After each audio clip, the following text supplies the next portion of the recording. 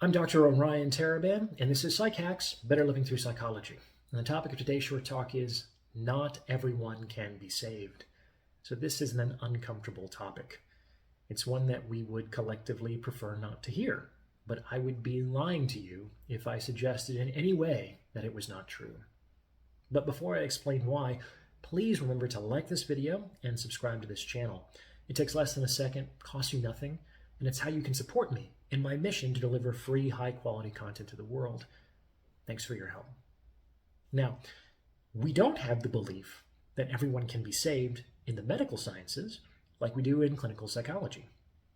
If a patient comes into an emergency room after a terrible car accident and his body has been pulverized and he's bleeding internally in 100 different locations and his brain is swelling out of his skull, only a grossly incompetent or an arrogantly deluded doctor could examine this person and say, yes, I can put this person back together just as good as he was before the accident.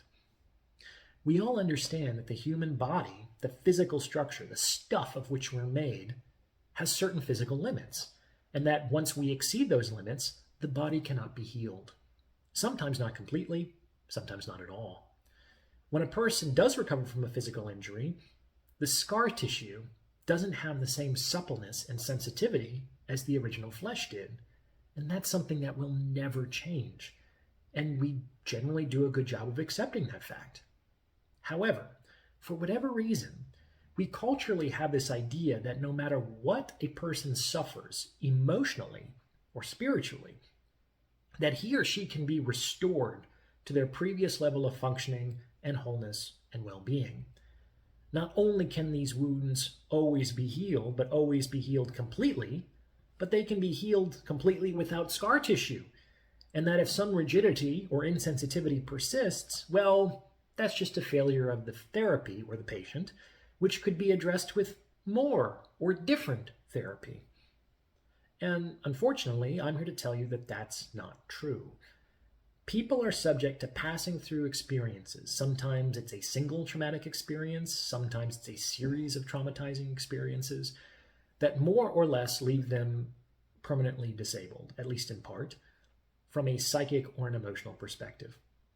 Even more frequently, when people heal from the bleeding injury and an emotional scar forms, they don't return to the same degree of sensitivity and openness that they previously enjoyed. In fact, that's what healing might look like for some folks.